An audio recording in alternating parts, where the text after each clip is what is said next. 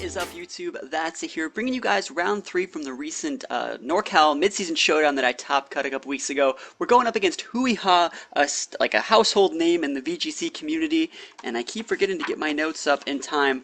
But you can see my team on the left-hand side is going to be Ninetales, Raichu, Garchomp, and Lele versus his team of Feeny, Vanilla Ice. I call it ice cream snow cone thing. We're going to be going up against Muck and Kartana. His other two Pokemon were Arcanine and Chomp, and this is right when AFK became like the team to play. So he's running like the very first version of AFK with Garchomp, Muck, and Vanilla Ice. So pretty good game. Huiha, very defensive player in the most recent years that I've known him, and we're really going to be able to take advantage of that using double Encore users in both Raichu and Ninetales. So I don't want to give away any more spoilers. We're just going to hop right into it and, play a really good game of VGC 2017. So let's see. What is he leading with? We're leading with Raichu Ninetales, right? And the reason why we're leading with Raichu Ninetales is because I want to be able to gauge the speed tiering of his Vanillux on the very first turn of the game to see when our abilities activate. Same thing for the Feeny. Like if for some reason I was fighting against Scarf Feeny, we'd be able to tell from the very first turn because abilities activate based on your speed tiering. We see that Vanillux activates its Snow Warning, Tapu Fini activates its Misty Surge, and the reason why Tapu Fini activates its Misty Surge before Ninetales activates is because there's already a Snow Warning active. So luckily for us, he's going to go for a Protect. He doesn't want to get Z-moved. He doesn't want to get like Freeze Dried. He's going to Protect with the Fini, which is a very safe play. We're going to go for the Fake Out onto the Vanillux and a Blizzard. I realize I just want to get this Vanillux off the board as soon as possible. And his Feeny just gladly like protecting for us is just completely free for us because we have double Encore users, which he doesn't really know about yet.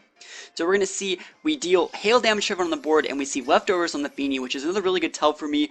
And it means that he's like the perfect Encore target because let's say like we didn't see what item, like we didn't see leftovers. We could assume maybe he has a berry, maybe he has Z move, and you can still use a Z move your Encored. So you always got to think about that. So he does go for the Icy Wind. It's going to lower both my Pokemon speed starting next turn, which is fortunate for me as we go for a Volt Switch just to get rid of that speed buff, or speed debuff, I should say. So we do decent damage to Vanillux, and we're going to send in our Choice Scarf Lele. And remember, Vanillux isn't really the fastest thing in the board, even though it normally does hold a Choice Scarf. So we are just going to be able to potentially check that Vanillux next turn as we go for the Encore on the Feeny. So it's looking very, very good for us right now. We've seen two of his Pokemon. We have a huge power play on the board. And we know that his Feeny is most likely going to switch, and we know that we're faster than Vanillux. He doesn't know that just yet. So we still have to see all the end turn animations, stuff like Hail, stuff like Leftovers, but at least it's not as bad as like, 2012 and 2013 when endgame animations lasted literally forever. So we're going to be withdrawing the Ninetales, coming in with Garchomp here because we know that his Feeny is going to be switching. We know Feeny is switching. We know his other two Pokemon are things like Muck and things that we really want to check with Garchomp. So that was a great read on my part, expecting the Muck to come in because we pretty much baited the Muck coming in because we sent out a Lele in the first place. So again, I'm keeping that offensive field pressure, never really letting him get like an inside step into this game as, a million more endgame turns activate. Now we're gonna see, I think the Kartana comes out here, and this is one of the first iterations of that Assault Vested Kartana. Before this they were almost all sashed or maybe Z-moved, but this is where we start seeing vested Kartanas as well as, even Scarf Kartanas later on in this tournament. So I go for a Psychic up on the guy, and I'm like, well, he would get KO'd if he was like well, we have to assume he's not Sash because he's obviously in a Hail. So the Assault Vest is a standard item there, and we deal a little bit over half as he hits our Garchomp. It takes even more damage, which puts him within KO range next turn for a Psychic. As you see, his Muck is going to be eating my Tectonic Rage. I think the capture card just like glitched there for just like a split second, but still, we are going to be Tectonic Raging the Muck slot. Very obvious play, but what else am I really going to be doing at this point? Like, that is why I sent the Garchomp out to check the Muck, so I might as well actually just use it. So we're going to go for the Tectonic Rage. It's going to put him at half, but remember, Mucks are known for using the ability Gluttony, and the berries, they're going to restore 50% health, and Gluttony lets them use it when they're at exactly half. So instead of just a Citrus Berry, they get 50%, which is really, really lame, but it's not really the end of the world, because Muck has a really hard time getting in on things like Garchomp. Even though I'm at like this low HP, Muck still has a hard time.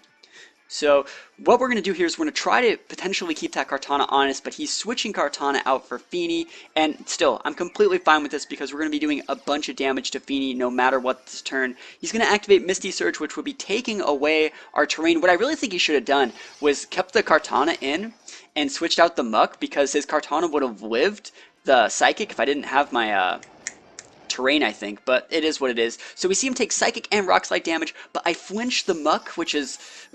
it's very lucky for me. I don't know if I really needed it. Like, I will definitely take it, and that is why I used Rock Slide, was to flinch, for sure, 100%, but, you know, I don't know if I really needed it because I'm at such a commanding position in this game. So we have to switch Lele out. He's switching out his Feeny, coming back in with the Kartana. He pretty much just wanted to get rid of my terrain, which is, I think, the right play.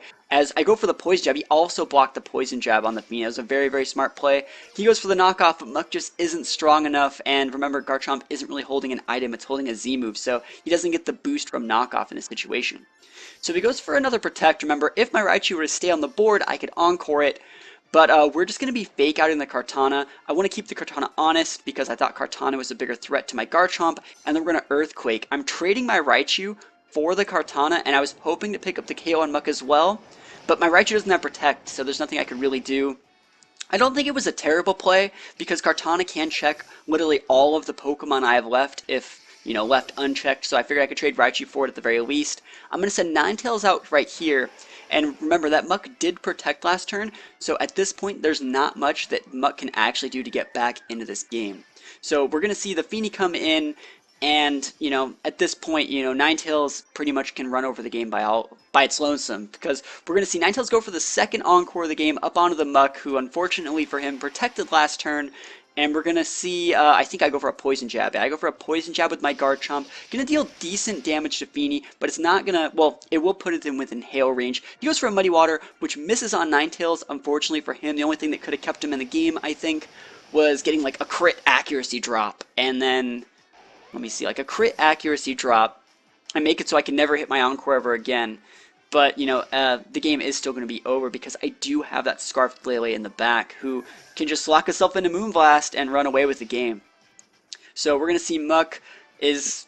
there's nothing he can do. I mean, the only thing that he could even think about doing here is waiting on my Encore, and then if he did hit with that Muddy Water last turn, if he like crit me, he could go for Shadow Sneaks, but then my Ninetales is protected by the Psychic terrain now. So at this point, he's going for the Protect, but he realizes, I think, that this game is over. The Encore just pretty much let me run over all of his bulky walls, and I dedicated a lot to checking things like his Kartana, but, you know, and of course checking the Vanillix too. The Vanillix was a thing I had to get off the board. You know, I dedicated a couple turns to just like blizzarding it and volt switching it to get it off the board because I wanted to use things like Garchomp and I had to make room for it. So pretty good game overall. I'm pretty sure Hui made top as well. I think he got like 6 or something in top cut.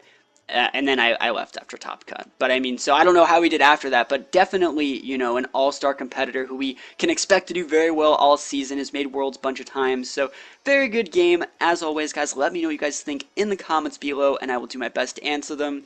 I'll see you guys next time. Peace out.